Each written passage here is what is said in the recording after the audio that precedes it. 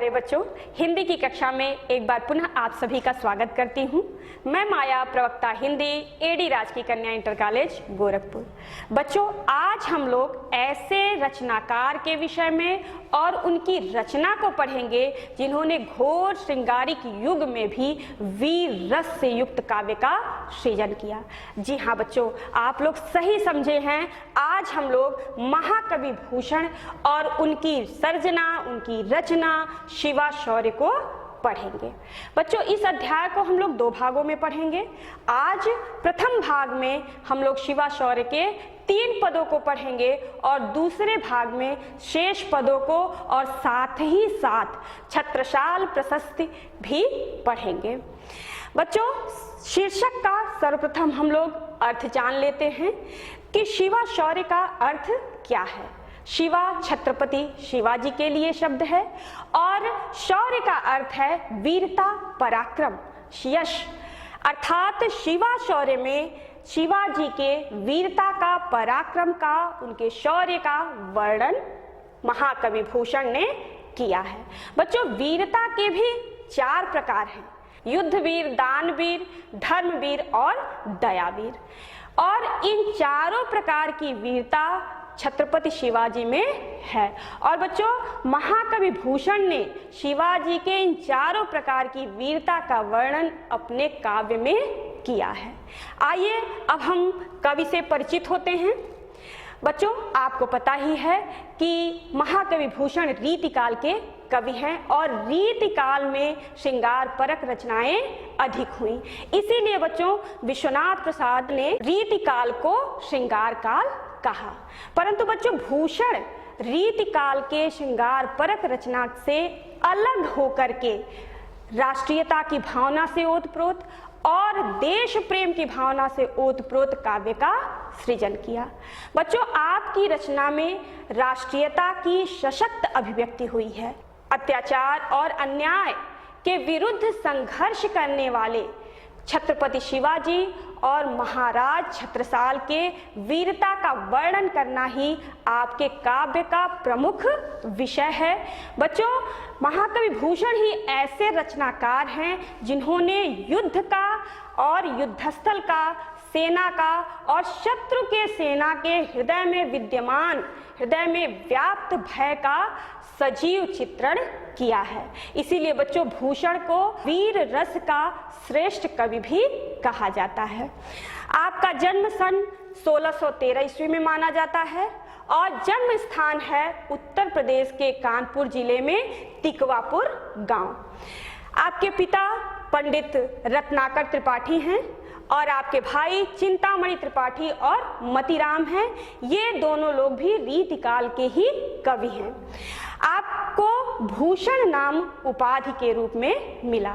बच्चों, आपके जीवन के संदर्भ में यह विलक्षण बात है कि आपका भूषण वास्तविक नाम नहीं है, मूल नाम नहीं है, यह उपाधि है।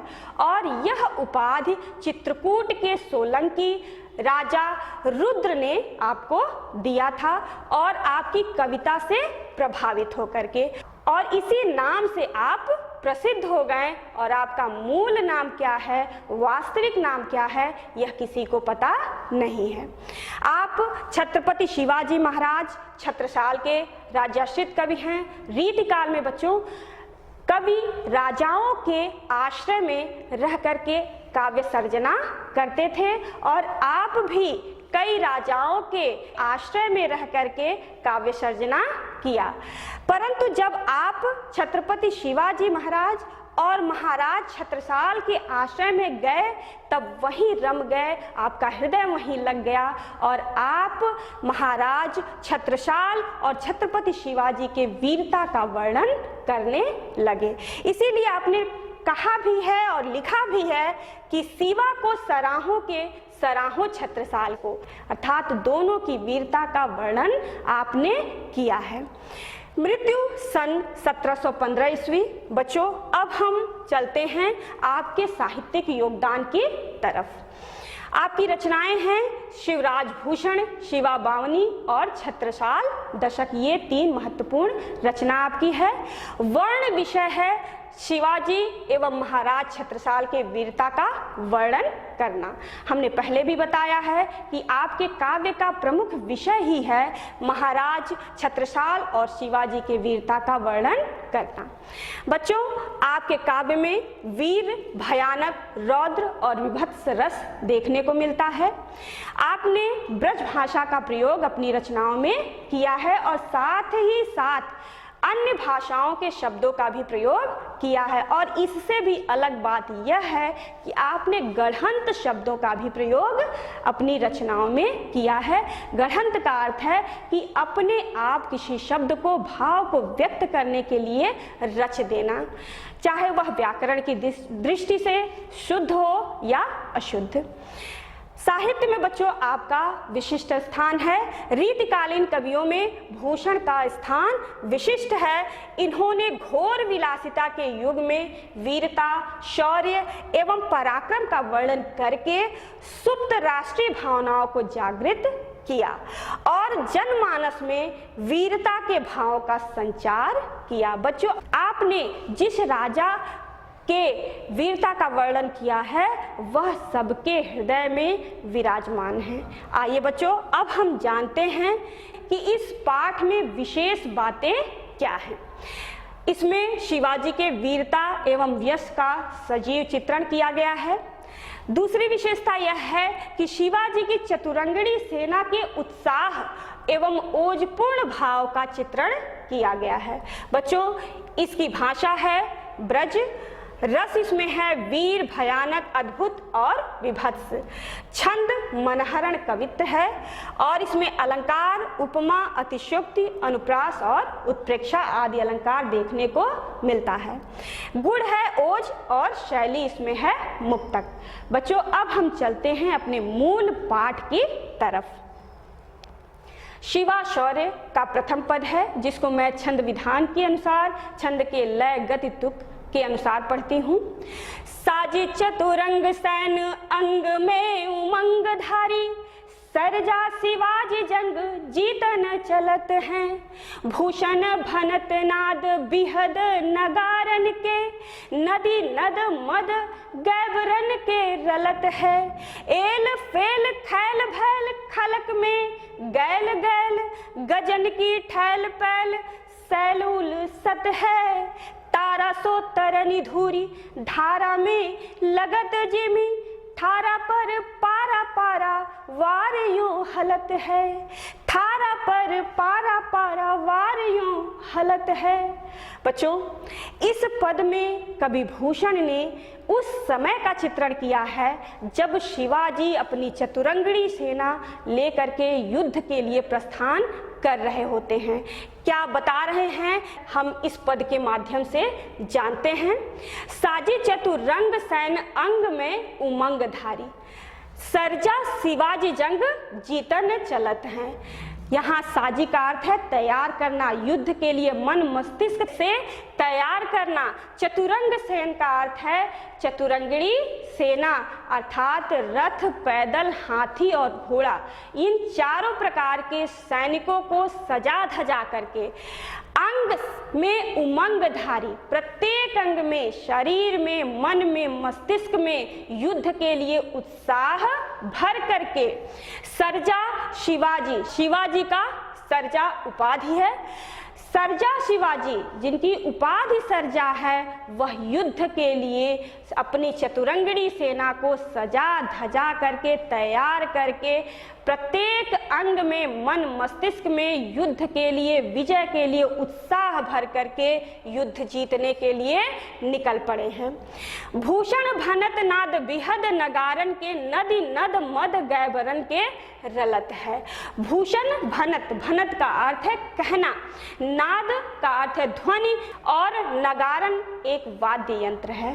कि भूषण कह रहे हैं कि जब आप सैनिकों को लेकर के युद्ध के लिए प्रस्थान करते हैं तो उच्च स्वर में नगाड़े बजने लगते हैं, और जब अपनी सेना को युद्ध के लिए ले जाते हैं तो क्या क्या बातें होती हैं, क्या क्या परिवर्तन होते हैं, इस पंक्ति के माध्यम से हम जानते हैं कि नदी नद मद गैबरन के रलत है। गैबरन का अर्थ है हाथी और रलत का अर्थ है बहना।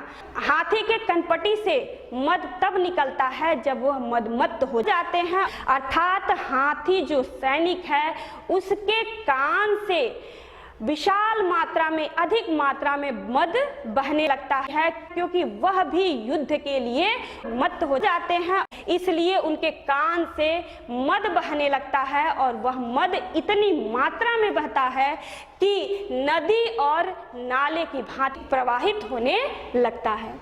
एल फैल खैल भैल खलक में गैल गैल, भूषण कह रहे हैं कि एल फैल, फैल का अर्थ है फैल जाना, खैल भैल का अर्थ है खलबली मच जाना, खलक का अर्थ है संसार और गैल गैल का अर्थ है गली गली में। शिवाजी की सेना संसार के हर गली में फैल गए हैं, जिसके कारण हर राजा महाराजा के हृदय में खलबली मच गई है और वह अपनी रक्षा के उपाय ढूंढ रहे हैं। गजन की ठैल पैल सैल उलसत है। गजन हाथी, हाथियों की विशाल मात्रा में, उनके हाथी सैनिक जो हैं उनकी मात्रा अधिक होने के कारण वो एक दूसरे से टकरा जाते हैं और उनके टकराने से पर्वत भी उखड़ करके गिरने लगते हैं। तारा सो तरन धूरी धारा में लगत जिमी, थारा पर पारा पारावार यों हलत है। तरन का अर्थ है सूर्य और पारावार का अर्थ है समुद्र। शिवाजी के सैनिकों के चलने के कारण पृथ्वी से अधिक मात्रा में धूल उड़ने लगती है और जब धूल अधिक मात्रा में उड़ती है तो पूरा आकाश धूल धूसरित हो जाता है, जिसके कारण तारा सो तरनी, सूर्य तारे की भांति दिखाई देने लगता है, अर्थात शिवाजी के शौर्य के आगे सूर्य का भी प्रकाश कम हो जाता है। थारा पर पारा पारावार यूं हलत है और शिवाजी के सैनिकों के चलने के कारण पृथ्वी में भी कंपन होने लगी है और जब पृथ्वी में कंपन होती है तो फिर समुद्र की क्या स्थिति बनती है कि जैसे पृथ्वी रूपी थाली में पारा हिलता है वही स्थिति समुद्र की हो जाती है, अर्थात शिवाजी के विशाल सैनिकों के सामने, उनके साम्राज्य के विस्तार के सामने समुद्र भी छोटा हो जाता है। बच्चों, अब हम इस पद के काव्य सौंदर्य की तरफ चलते हैं। इस पद में कवि ने शिवाजी के सेना के उत्साह एवं ओजपूर्ण भाव का चित्रण किया है, आपने महसूस भी किया होगा। और दूसरी बात यह है, विशेषता यह है कि नाद सौंदर्य की सुंदर योजना है। एल फेल खैल भैल खलक में गैल गैल, नाद सौंदर्य है। भाषा ब्रज भाषा में शिवा शौर्य कविता लिखी गई है और रस इसमें वीर है, क्योंकि वीरता का भाव प्रकट हो रहा है और उत्साह नामक स्थायी भाव उत्पन्न हो रहा है। छंद मनहरण कवित्व है। बच्चों, मनहरण कवित्व छंद जो है वह मुक्तक छंद है जिसमें वर्णों की गणना की जाती है और इसके प्रत्येक चरण में 31 वर्ण होते हैं और 16 और 15 वर्णों पर यति होती है और चरण के अंत में गुरु वर्ण होता है। यह है मनहरण कवित्व छंद। बच्चों, इसमें ओज गुण है, क्योंकि रस वीर है इसलिए गुण ओज ही होगा। अलंकार उपमा अनुप्रास और अतिशयोक्ति है। अतिशयोक्ति इसलिए है कि इसमें बातें बढ़ा चढ़ा करके व्यक्त की गई हैं और अनुप्रास अलंकार कई जगहों पे हैं, कुछ जगहों पे मैंने निशान लगाया है। नदी नद में 9 वर्ण की आवृत्ति है। एल फैल खैल भैल में शब्दांत में, शब्द के अंत में ल वर्ण की आवृत्ति है, इसलिए इसमें अनुप्रास अलंकार है। पर पारा पारावार में प वर्ण की आवृत्ति है, इसलिए इसमें भी अनुप्रास अलंकार है। और तारा सो तरनी, तारा के समान सूर्य है, इसलिए इसमें उपमा अलंकार है। और शैली मुक्तक है क्योंकि यह पद अपने आप में पूर्ण है, इसका अर्थ अपने आप में पूर्ण है, अपने अर्थ के लिए किसी अन्य छंद पर, किसी अन्य पद पर निर्भर नहीं है, इसलिए इसमें मुक्तक शैली है। अगले पद की तरफ बच्चों हम चलते हैं। बाने फहराने घहराने घंटा गजन के, नाही ठहराने राव राने देश देश के, नग भहराने ग्राम नगर पराने सुनी, बाजत निशाने शिव राजजू नरेश के, हाथिन के होंदाउक साने कुंभ कुंजर के, भौन को भजाने अली छूटे लट केस के, दल के दरारन ते कमठ करारे फूटे, केरा के से पात बिहराने फन शेष के, केरा के से पात बिहराने फन शेष के। बच्चों, इस पद में शिवाजी के सैनिकों के प्रभाव का वर्णन किया गया है। किस प्रभाव का वर्णन है हम इस पद के माध्यम से जानेंगे। बाने फहराने, बाने का अर्थ है झंडा। शिवाजी जब अपने सैनिकों को लेकर के निकलते हैं युद्ध के लिए तो विजय का पताका लहराते हुए निकलते हैं। और घहराने घंटा गजन के, घहराने का अर्थ है उच्च स्वर में घंटे का बजना। हाथियों के गले में जो घंटा बंधा होता है और हाथियों के तीव्र गति से चलने के कारण घंटा उच्च स्वर में बजने लगता है। यानी इसका अर्थ यह है कि हाथी भी युद्ध के लिए उत्साहित है और तीव्र गति से युद्ध के लिए प्रस्थान कर रहे हैं। ना ही ठहराने राव राने देश देश के, कवि कह रहे हैं कि शिवाजी के सैनिकों के आगे कोई भी राजा महाराजा टिक नहीं पाता है, चाहे वह किसी भी देश का हो, क्योंकि उनके सैनिकों के पराक्रम के आगे सभी पराजित हो जाते हैं और अपने रक्षा के उपाय ढूंढने लगते हैं। नग भहराने ग्राम नगर पराने सुने, नग भहराने शिवाजी के सैनिकों के चलने के कारण, नग का अर्थ है पर्वत, पर्वत ढहने लगते हैं। ग्राम नगर पराने सुनी, बाजत निशाने शिवराज जू नरेश के, ग्राम जहाँ भी सैनिक जाते उस गांव के लोग अपने गांव को छोड़ करके भागने लगते हैं। क्यों? क्योंकि बाजत निशाने शिवराज जू नरेश के, ज्यों ही शिवाजी नरेश के वाद्य यंत्र को सुनते हैं, विजय के नगाड़े को सुनते हैं, उस गांव से सभी लोग भागने लगते हैं और अपने रक्षा के उपाय ढूंढने लगते हैं।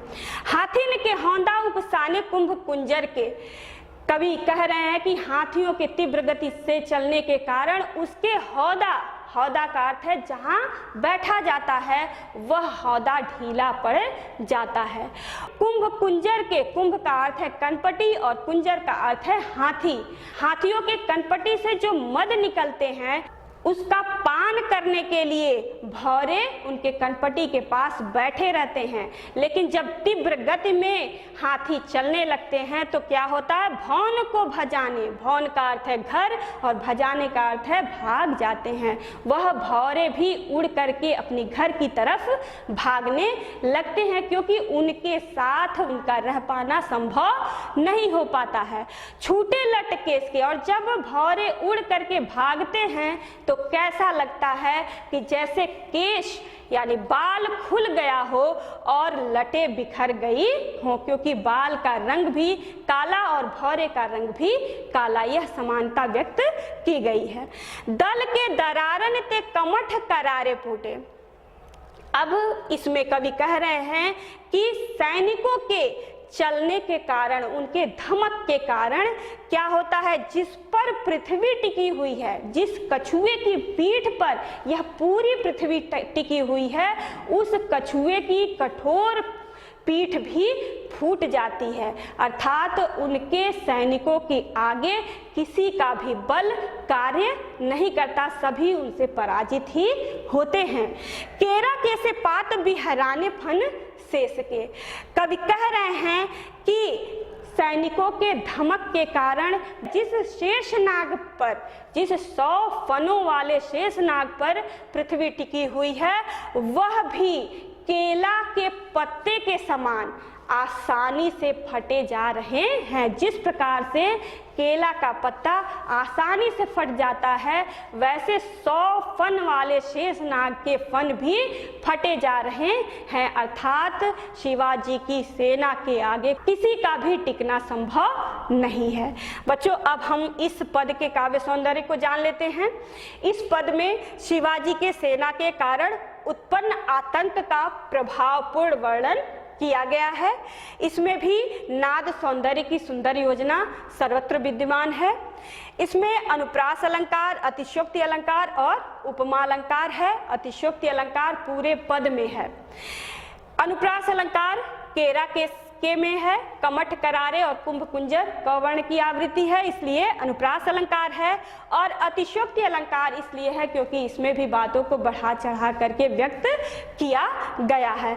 उपमा अलंकार है केरा के सेपात, केला के पत्ते के समान। अब बच्चों, अब हम अगले पद की तरफ चलते हैं।